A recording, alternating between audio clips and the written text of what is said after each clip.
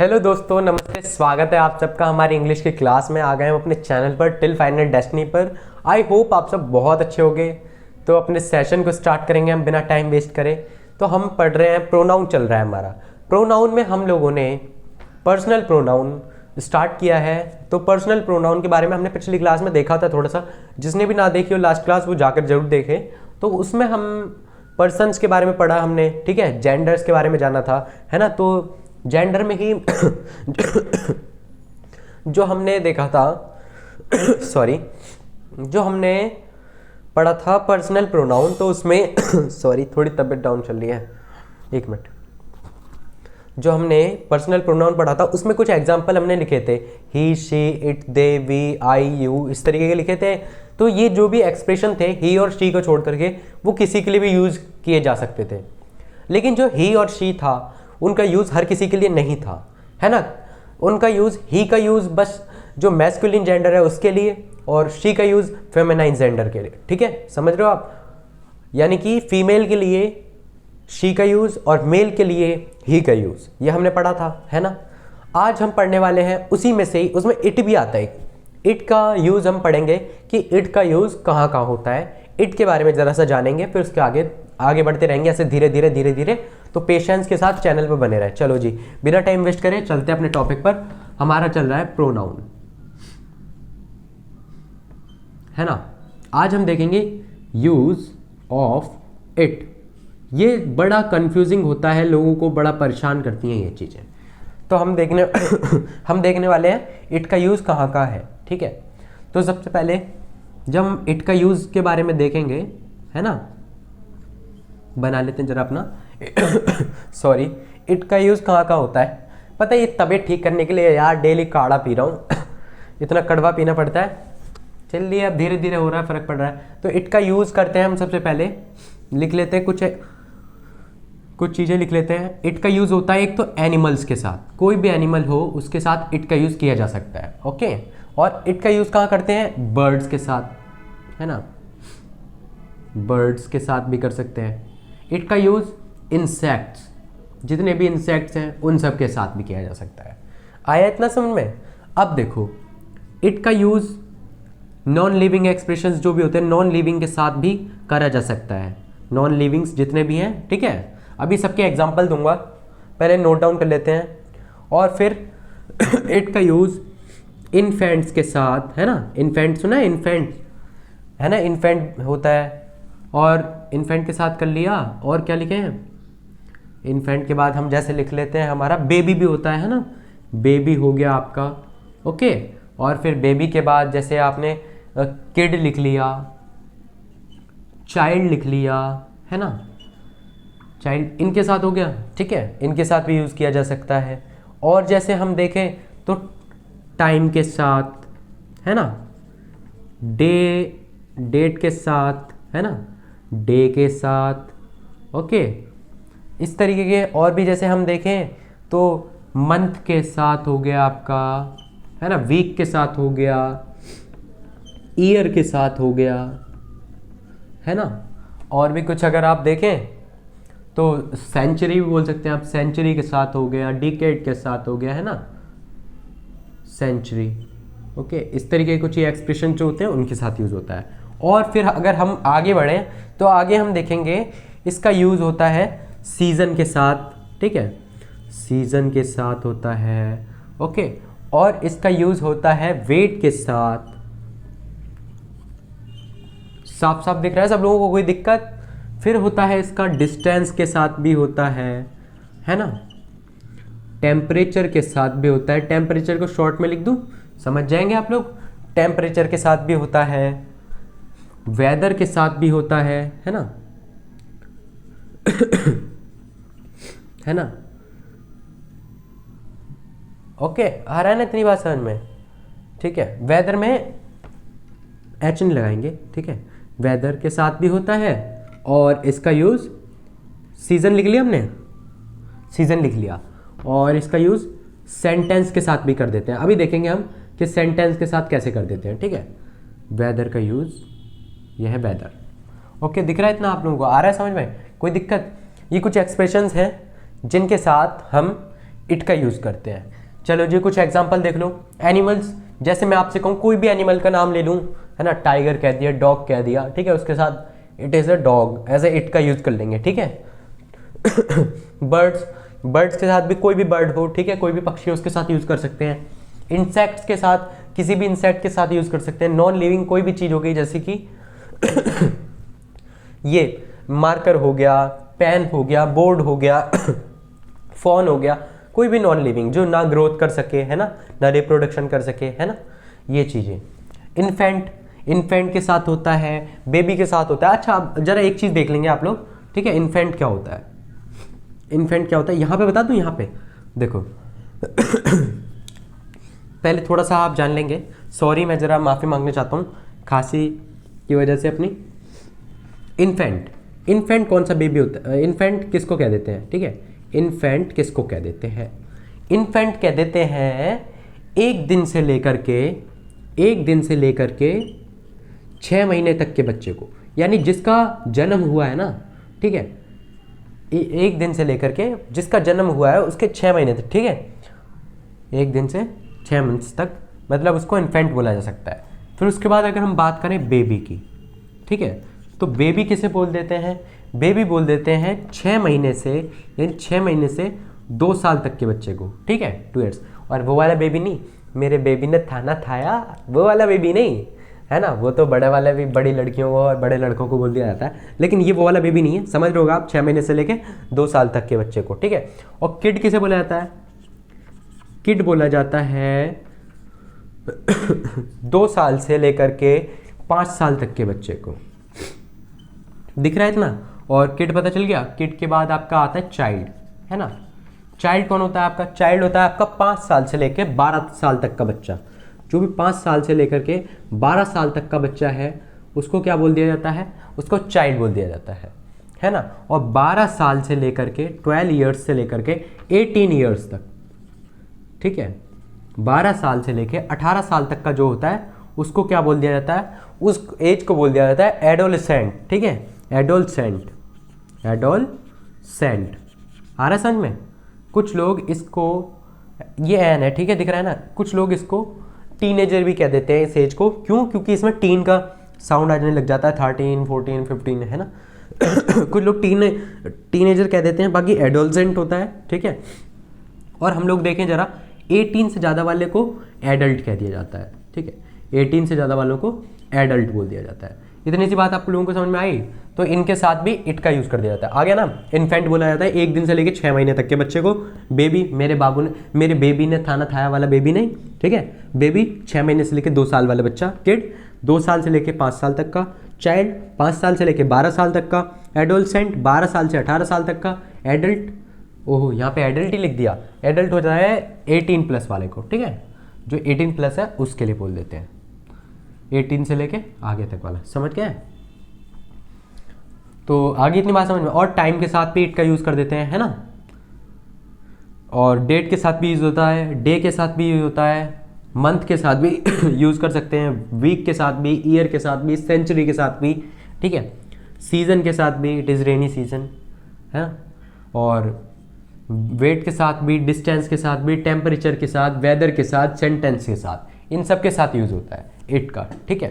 अब कुछ देखेंगे जरा सेंटेंस के साथ कहाँ यूज़ होता है। जरा सेंटेंस का एक एग्जांपल देख लेते हैं। इन सब को तो आपको पता चली जाएगा, बहुत ईजी है, लेकिन सेंटेंस के साथ कहाँ यूज़ होता है ये थोड़ा आप लोगों को कन्फ्यूज़न क्रिएट कर सकता है। तो इसके लिए ज़रा कुछ लिखेंगे थोड़ा सा, है ना। आई होप आप सबको समझ में आ रहा होगा, कहीं भी कोई दिक्कत नहीं होगी। अगर किसी को कोई भी दिक्कत हो तो मुझे कमेंट करके आप बोलेंगे, मैं अच्छे से दोबारा बताऊंगा, ठीक है। पूरा आपके लिए ही कम्प्लीटली रेडी हूँ हर टाइम, ठीक है। तो हम देखते हैं, जैसे एक बात पहले तो ये देख लो बेबी के साथ कैसे, है ना। बेबी के साथ कैसे, बेबी का ही एग्जाम्पल बता देता हूँ पहले तो, कि बेबी के साथ कैसे इट का यूज़ कर देंगे हम। जैसे मैंने लिखा द बेबी वॉज क्राइंग, पहले तो बेबी के साथ ही देख रहे हैं हम, ठीक है, कि बेबी के साथ कैसे यूज हो जाता है इट का। The baby was crying as, अगर मैंने लिखा एज शी इज हंग्री, ठीक है, एज शी इज नहीं, शी वॉज, ठीक है, क्योंकि वॉज वाली बात कर रहे हैं ना हम, शी वॉज हंग्री। अच्छा ये लिख दिया मैंने। अब बताओ यहाँ पे क्या शी का यूज होगा? अब जो बेबी है आपका, बेबी है ना, बच्चा रो रहा है क्योंकि उसको भूख लग रही है, बेबी जो है वो रो रहा है। अब वो ना तो ही हमें पता चल रहा है ना शी पता चल रहा है, लड़का भी हो सकता है लड़की भी हो सकती है, ठीक है, और बच्चा ही रो रहा है, सिंपल सी बात है। यहाँ पर हम शी का यूज़ नहीं करेंगे, यहाँ पर हम इट का यूज़ करेंगे, ठीक है। अगर यहाँ पर होता जैसे कि बेबी गर्ल बोल देते तब तो हम शी का यूज़ कर लेते, चाहे बेबी बॉय बोल देते तो ही का यूज़ कर लेते, लेकिन कुछ पता ही नहीं तो हम इट का यूज़ कर रहे हैं। बाकी इतना सेंटेंस समझ में आ गया होगा, इतना काफ़ी था वैसे समझने के लिए। बाकी अब हम देखते हैं कि सेंटेंस के साथ कहाँ यूज़ होता है।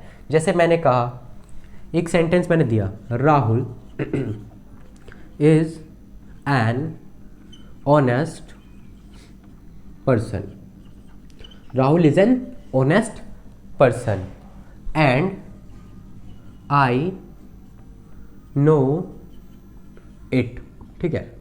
अच्छा एक बात बताओ, अब यहाँ पे देखेंगे सब लोग सेंटेंस में इट का यूज़ किसके लिए किया गया है? किसके लिए किया गया है इट का यूज़? इट का यूज़ किया गया है इस पूरे सेंटेंस के लिए। Rahul is an honest person, यानी कि राहुल क्या है, एक ऑनेस्ट यानी ईमानदार व्यक्ति है, एंड आई नो इट, और मैं ये बात जानता हूँ, मैं ये जानता हूँ, मैं ये जानता हूँ। क्या जानता हूँ मैं? कि राहुल एक ईमानदार व्यक्ति है। I know Rahul is an honest person, यानी इतना पूरा सेंटेंस लगाने की जगह, है ना, इसको बोलेंगे सेंटेंस क्लोज। ये क्या है? सेंटेंस क्लोज, ठीक है। टेंशन मत लेना, आगे बात करेंगे इसके बारे में क्या होता है सेंटेंस क्लोज, ठीक है। बाकी अभी जितना हम देख रहे हैं उतना देखो आप, ठीक है। तो इस अगर मैं पूरा लिखता I know Rahul is an honest person, तो ये कहीं ना कहीं सेंटेंस की ब्यूटी को खराब करता, इसलिए हमने इसकी जगह इट का यूज़ कर दिया। आगे समझ में आप लोगों को, ठीक है। तो इट का यूज़ करा हमने। इट का यूज़ किसके लिए हुआ? इस पूरे के पूरे सेंटेंस के लिए, ठीक है। अब देखो एक एग्जांपल अगर हम और लिख लें यहाँ पर इसी तरीके का सेंटेंस क्लोज का ही, जैसे मैं लिखता हूँ मोहित एब्यूज्ड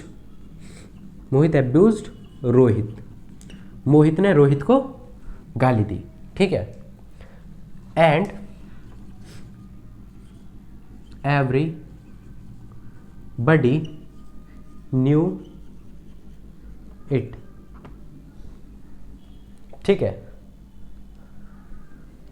मतलब मोहित ने रोहित को गाली दी, ये बात सबको, ठीक है, सब जानते थे, ठीक है, सबको पता थी। तो ये बात जो है आपकी क्या पता थी? ये बात। तो इट की जगह हमने, इट की जगह यानी कि इस पूरे सेंटेंस की जगह मोहित एब्यूज्ड रोहित, ये बात सब जानते थे ना, तो इसकी जगह हमने क्या यूज़ कर दिया?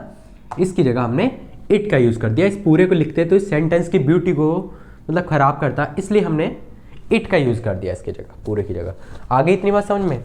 कहीं कोई दिक्कत नहीं है ना? चलो जी।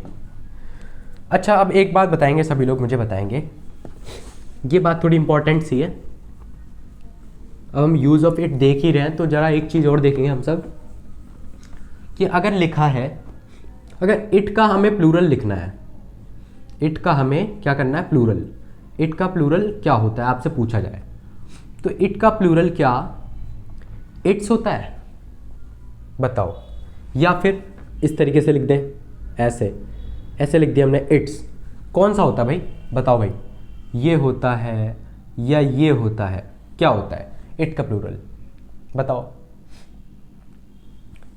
ना तो इट का प्लूरल ये होता है, ना ही इट का प्लूरल ये होता है। वैसे तो सही लिखा है, ये एक्सप्रेशन गलत नहीं है। इट्स ये दोनों सही है, लिखे जाते हैं, लेकिन ये इसका प्लूरल नहीं है। ये सिंगुलर के ही काम कर रहे हैं दोनों जगह, ये सिंगुलर का ही काम करेगा। ये जो इट्स है, ये ऊपर वाला जो इट्स है, ये पोजेशन को बताएगा, जहां पर हम पॉजेसिव की बात करेंगे, इसके बारे में बात करेंगे आगे, ठीक है। और ये वाला जो इट्स है, ये इट इज का काम कर रहा है इट इज का काम कर रहा है, लेकिन ये दोनों प्लूरल नहीं है इट के। इतनी बात समझ में आई? तो इट का प्लूरल क्या है? बात ये रही कि इट का प्लूरल क्या है अच्छा एक बात याद आई, हम लोगों का प्रोनाउंसिएशन में बड़ी प्रॉब्लम होती है ना, जैसे इंडियंस की ज़्यादातर। जैसे हम क्या बोल देते हैं, एक मतलब थोड़ा फनी सा याद आ रहा था मन में, व्हाट इज़ योर नेम को क्या बोल देते हैं? What is your name, what is your name, इस तरह बोल देते हैं ना। चलो जी, थोड़ा सा मजाक हो जाता है। अच्छा इट का प्लूरल क्या होगा? इट का प्लूरल होगा दे इट का प्लूरल क्या होता है? दे। क्या होता है इट का प्लूरल? दे, ठीक है, समझ में आ रहा है। और यही दे जो होता है, ही शी का भी यही प्लूरल होता है। ही शी का अगर हम प्लूरल करें ना तो इसका प्लूरल भी सेम यही होता है, दे। ठीक है, इतनी बात समझ में आ रही है ना, दे का यूज करते हैं जब भी हमें प्लूरल लिखना हो। जैसे अब हम एक एग्जांपल से बात करेंगे, जैसे मैंने लिखा I liked all the dresses, I liked all the dresses. दिख रहा है सब लोगों को, कहीं भी कोई दिक्कत नहीं है ना। एंड परचेस्ड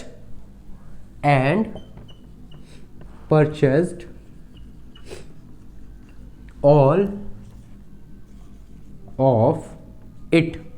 मैंने ये लिख दिया सेंटेंस आप सबके सामने। क्या लिख दिया, दिख रहा है आप सबको? मैंने क्या लिखा, रेड वाला मार्कर लेते हैं जरा।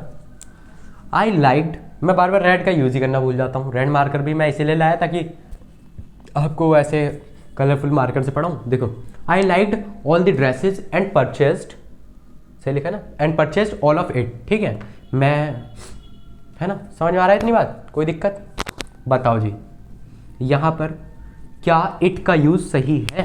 पहले तो ड्रेसेस पे जरा आप नजर मार लेंगे। ऑल द ड्रेसेस, ड्रेसेस क्या है? प्लूरल का काम कर रहा है ना, प्लूरल, है ना, प्लूरल का काम कर रहा है ना। कहीं भी किसी को दिक्कत हो मुझे कमेंट करेंगे जरा। ये जब प्लूरल का काम कर रहा है, ठीक है, तो यहाँ पर जो इट है यहाँ पर, है ना, तो ये इट भी प्लूरल होना चाहिए था। ठीक है, जरा आप देखेंगे, जल्दी बताओ मुझे, बताओ। जैसे कि इसका हो गया, मेरे को सारी ड्रेस पसंद आई। ठीक है, मैंने ऐसे बोल दिया है, या मैंने पसंद की और सारी खरीद ली, ऐसे बोल रहा है बंदा जो भी है। तो इट जो है यहाँ पर आपका, यहाँ पर इट सिंगुलर है और ये आपका प्लूरल है, तो इसके संग इट का यूज कैसे हो जाएगा? ऑल द ड्रेसेस, यानी कि I like all the dresses and purchase all of the dresses, यानी कि फिर से ऑल ऑफ द ड्रेसेस, सिर्फ दा तक ही है, यानी द ड्रेसेस ही आता है इट की जगह। यानी फिर से यही रिपीट कर देते, लेकिन रिपीट ना करें हम ताकि सेंटेंस की ब्यूटी खराब ना हो, इसलिए हमने यहाँ पर इट लगाया। लेकिन यहाँ पर इट नहीं लगाएंगे, इट का क्या लगाएंगे? प्लूरल। अब हमने बात करी इट का प्लूरल क्या होता है? दे। क्या होता है? दे। तो अब क्या यहाँ पर दे सही है? बताओ मुझे, क्या दे सही है? चलो जी, पहले तो यही देख लो कि यहाँ पर इट तो आएगा नहीं। ठीक है, अब क्या यहाँ पर दे आएगा? नहीं, यहाँ पर दे भी सही नहीं है। अब क्या कह रहे हो भैया आप, दे क्यों नहीं सही है? अभी आप बता रहे थे दे आएगा इट का प्लूरल, तो दे क्यों नहीं आएगा? दे इसलिए नहीं आएगा, देखो जरा एक बात बताओ, ऑफ क्या है? जरा ऑफ पे नजर मारेंगे। ऑफ होता है आपका प्रीपोजिशन। क्या होता है? प्रीपोजिशन। सब पढ़ेंगे धीरे धीरे, प्रीपोजिशन का टॉपिक आएगा तब वहाँ पर इसको भी क्लियर करेंगे। तो देखो, जो प्रीपोजिशन होता है ना, प्रीपोजिशन के बाद क्या आता है? हमेशा ऑब्जेक्ट आता है। क्या आता है? ऑब्जेक्ट। इसका मतलब है इसके बाद ऑब्जेक्ट आना चाहिए। और जबकि दे जो होता है, दे क्या होता है? दे सब्जेक्ट होता है एक तरीके का। दे क्या होता है? सब्जेक्ट। तो ऑफ के बाद हम सब्जेक्ट कैसे लिख सकते हैं? ऑफ के बाद यानी प्रीपोजिशन के बाद तो ऑब्जेक्ट आना चाहिए। तो दे का ऑब्जेक्ट क्या होगा? दे का ऑब्जेक्ट होता है दैम। ठीक है, इन कुछ चीज़ों के बारे में हम पढ़ेंगे। तो देखो, दे का ऑब्जेक्ट क्या होता है? दैम, यानी कि यहाँ पे क्या आना चाहिए था? दैम। यहाँ पे करेक्ट क्या है? दैम। क्या करेक्ट है यहाँ पर? Them, all of them. ये था इसका आंसर। आगे इतनी बात समझ में? चलो जी, बहुत बढ़िया, बहुत बढ़िया। आ रहा है इतना? अच्छा, एक बात मैं ज़रा लिख देता हूँ कि अगली क्लास में हम क्या पढ़ने वाले हैं। ज़रा एक मिनट ज़रा देखना सभी लोग। जैसे मैंने लिखा आई, मी, माई, माइन, माई सेल्फ। अब ये देखो, ये सारे सेंटेंस हैं, है ना। ये वैसे तो ये सब, ये सेंटेंस कह रहा हूँ, ये सारे जितने भी एक्सप्रेशन है ना, ये सारे, सॉरी सेंटेंस बोला मैंने उसके लिए, ये सारे जितने भी एक्सप्रेशन है, ये सब वैसे तो एक ही है, एक ही एक्सप्रेशन है सारे कहीं ना कहीं, लेकिन अलग अलग कंडीशन में, अलग अलग जगह ये अलग अलग तरीके से काम करते हैं। तो इन सब के बारे में इसी तरीके की चीज़ें हम पढ़ने के, आई के कुछ होते हैं, यू के कुछ होते हैं, है ना, ऐसे सब के होते हैं। तो हम इन सब के बारे में आगे पढ़ने वाले हैं, अगली क्लास में देखेंगे इसके बारे में। ठीक है, इतना समझ में आया? ठीक है, तो उम्मीद है आप सबको इतना बहुत अच्छे समझ में आया होगा। थैंक यू सो मच पूरी वीडियो देखने के लिए। इसी तरह चैनल पर बने रहें, और अगर वीडियो पसंद आए तो मैं मतलब ऐसे फोर्स तो नहीं करता हूँ, बाकी आपको अगर पसंद है तो ठीक है, शेयर वगैरह करो, लोगों तक पहुँचाओ, है ना। अच्छा, थैंक यू सो मच।